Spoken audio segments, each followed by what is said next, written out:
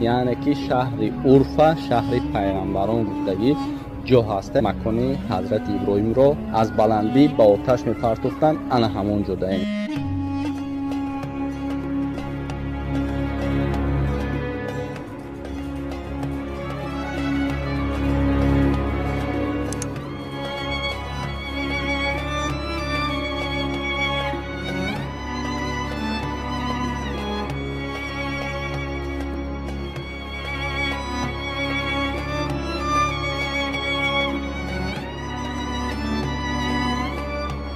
مهاجران عزیز، شما خواهش گذشتن گرانیتسای مسکو قزاقستان مسکو دارید و نمیدونید که با کی روید و براحت روید.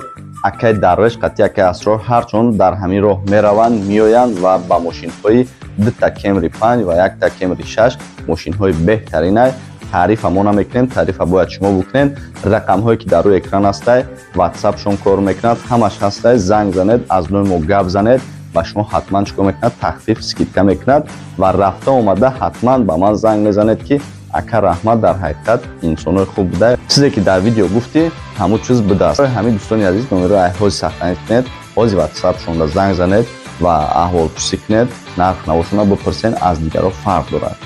سلام علیکم برادران و خواهران عزیز، خوش آمدید به کانال همنوا. با شما هستم علی اکبر. چطور که به شما گفتیم، ما از شهر گازیانتپ به شهر عرفه یعنی به شهر مقدس سفر میکنیم که در باره حضرت ابراهیم و نمرود چطور که گذشتگی همش ما یک تا به یک تا میفهمونم. حاضر ما سفر داریم، در حق ما دعاگو باشین. یکم ویدیو را دستگیر میکنین، در همه شبکه‌های اجتماعی پخش میکنین، بعدا میشینیم به حضور تماشا میکنید و از این خیلی نوارها حلاوت میبریم.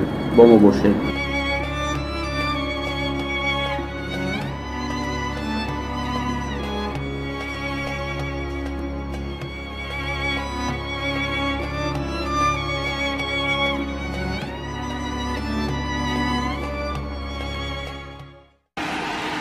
در نمی راه ماشین کمتر وای شید،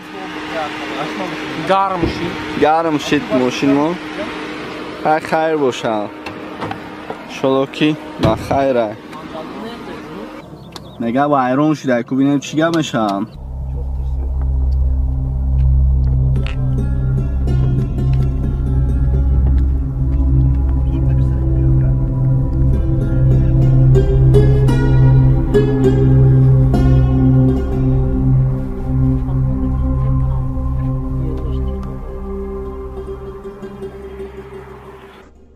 Biraz bekle abi, acele etme. Ozi, xayxidim ya bu benim masalay motor patorşa. Ben ama söz meklem o rahat devam ettim bu. Ya bu demek. Abi ne oldu? Bir anlatsan. Şimdi biz yolda giderken Ozil moda rahat istavdım. Aracın tesisatı sıkıntılıydı zaten. Bazen böyle takılıyor. Nigah کنیم که چی گمش ها bu. جایش چسبیده. البته ki Hele bir çalıştırın ben bakayım. o rahat devam ettim. Kompüter vayron şudaga rahat damundagim. Kani kantar bestim. Evet, arabayı bıraktık abi. Yürüyerek devam ediyoruz. Evet, ciğer için değer. Ciğeri yemeden. Ciğer yemeden bir sıkıntı yaşadık. Allah'ın izniyle çözebiliriz yani. İnşallah. Hadi bakayım.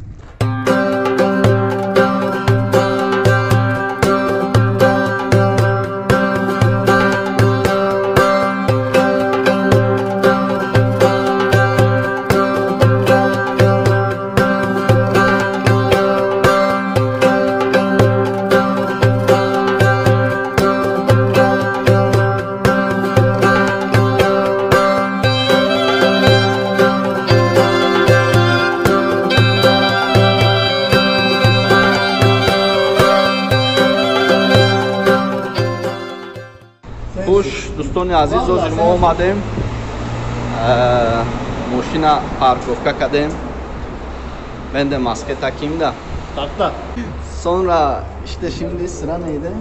İlk önce ne yapacağız? Önce ciğer. Önce ciğer aga. Yakın, Urfa'ya geldin ciğer. yakın cigar mehrem yani این شهر Urfa'ra cigarış بسیار مشهوره. اینجا اومدی یکم мехӯрдаги чизит ҷигарай. Инак мо ҳам ваёмона мондем, Москвамона рафтестем акку бинем. Kalyan. Kalyan mı içiyorsun yoksa? Kalyan vardı orada. Çıkali. Çıkali. Hay, dostoni aziz omadem. Hozir yani cigar mehrem dayıca. Mehrem bu şuradan nişon mehrem.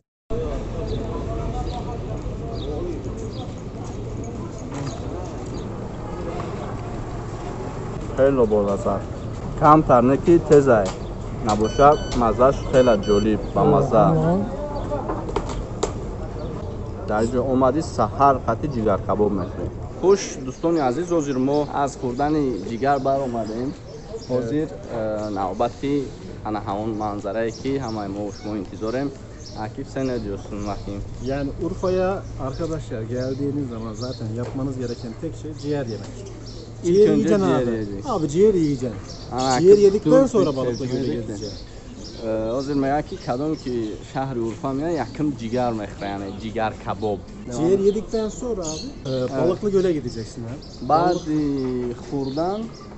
хӯрдани gölde ҷигар Orada gezeceksin. ҳамон манзарае ки ҳозир ба шумо нишон медиҳем. Oranın tarihini hissedeceksin. Hazreti İbrahim'in ateşe atıldığı yer orası. ҷое ки ҳазрати Иброҳима дар оташ мепартоянд, ана ҳамон ҷо мерем. Şimdi de oraya gidiyoruz. ҳозир меравем.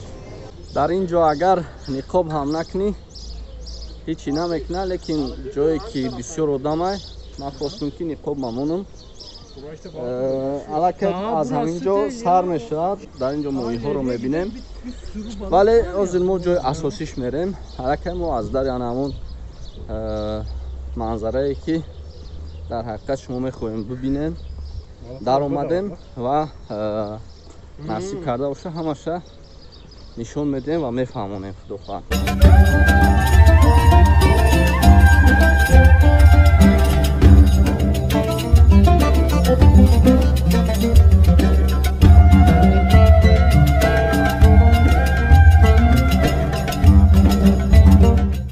ассалому алайкум падарон, модарон ва бародарони азиз. Аз ҷумҳурии Туркия ба ҳамаи шумо салом мерасонам.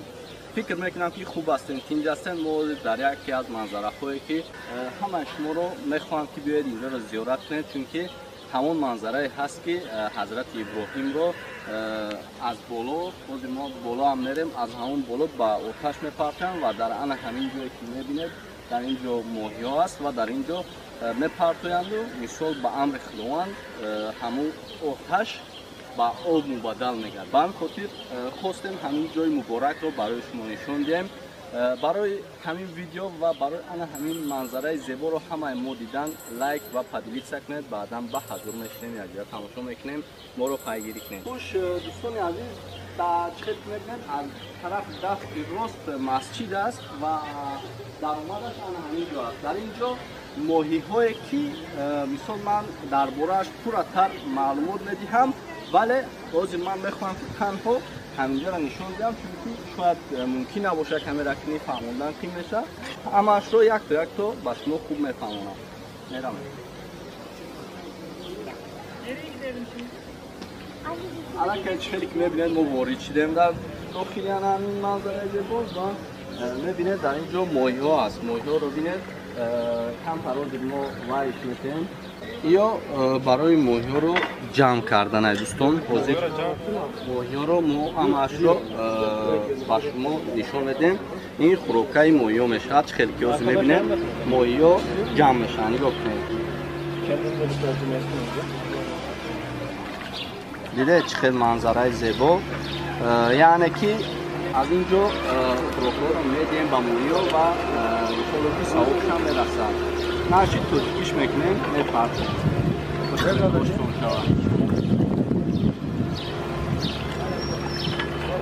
хуш дӯстони азиз, ҳамин манзарае ки ҳозир мебинед дар ин ҷо аз ҳамон боло, яъне ки партофтаниянд ва дар ин ҷо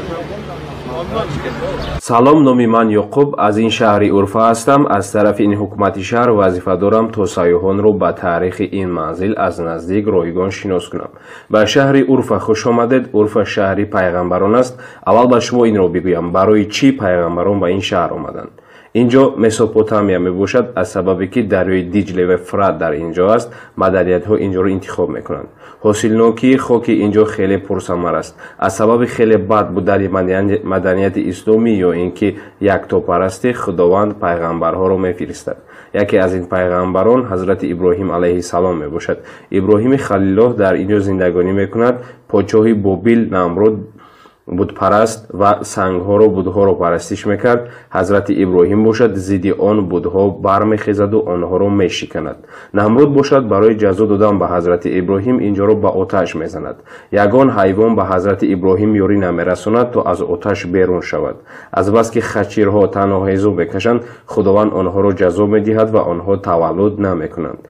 حضرت ابراهیم رو به آتش میپرتویند. آتش خیلی بزرگ بود و کسی به اون نزدیک شده نمیتواند. در این بالا قلعه است و قلعه دو مناره بلند رو صاحب است. حضرت ابراهیم رو از آنجا میپرتویند. از طرف خداوند به آتش امر میشود. سوره انبیا آیت 69. معنای آیت این است: گفتم ای آتش بر ابراهیم سرد و سلامت باش.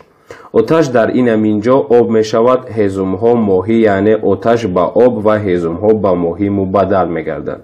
این روایت ها حقیقت دارد. البته که آیت وجود دارد. زالیحه دختر نمرود او نیز حضرت ابراهیم را باور داشت. او خود را به آتش می پرتاید و با ماهی مبدل می گردد و کسی او را بیند تمامی خواسته هایش اجرا می شود. این ماهی ها را خوردن ممکن است. نه، این ماهی ها را خوردن ممکنه. سببش مقدس بودن آنها می باشد. کسی به آنها دست دراز نمی کند و البته که محافظتگران اینجا را امین نگاه می دارند. می گویند که اگر ماهی اینجا را استعمال کنید به فلاکت دچار می شوید. آیا واقعیت دارند؟ نه، واقعیت ندارند. حاضر دوستان عزیز، ما در همون منظره هستیم که از سبب که مثال همین وبا هست ما نتوانستیم به بالا رویم، ولی انا همون جایی که حضرت ابراهیم از همون بالا میپرتویم به طرف پایان. حاضر با ترکی همه شخص میفهمم. من خودم تاجیکچه با الهیده میفهمم. کم پیش به شما حکایه حضرت ابراهیم را نقل کردم. در آن طرف دو مناره است. خیلی که میبینید ابراهیم علیه السلام از همانجا پرتافته میشود. از همانجا به پایان به آتش میپرتویندش. اول حضرت جبرائیل به حضرت ابراهیم میگوید که تو را نجات بدهم و حضرت ابراهیم باشد میگوید که ربی من یک توست و مرا تنها او نجات داده میتواند. یک روایت است در آنجا ابلیس پیدا می شود و بدن انسان می درآید و به نمرود توصیه می دهد. ابلیس می گوید که تو این طور یا شکل او را پرتافته نمی توانی. رفته از هرن یک سیگان بیار. بخشش آنها با خواهرانشان زنا می کردند و آنها در وقت زنا فرشتگان می روند و او را راحت می پرتایی. و حضرت ابراهیم را می پرتویند. آتش به آب و هیزم ها به ماهی مبدل می گردند. در گرد این قلعه چاه وجود دارد. تخمینا 30 تا 40 متر چخوری دارد. نمرود این چاه را برای چی کرده است؟ برای به طرف دیگر کسی نگذارد گفته تهش را پوری آب بالایش را سبزه میکند و شخصان میخواهند به طرف دیگر گذارند افتیده میمیرند. این قلعه دو تا راهی پنهانی دارد. یک تاش از این طرف، دیگرش در پشتی قلعه. آنها را استفاده برده به قلعه برآمده میتوانید. این مسجد باشد درگاه است عین زمان و مکانی که حضرت ابراهیم تولد می شود.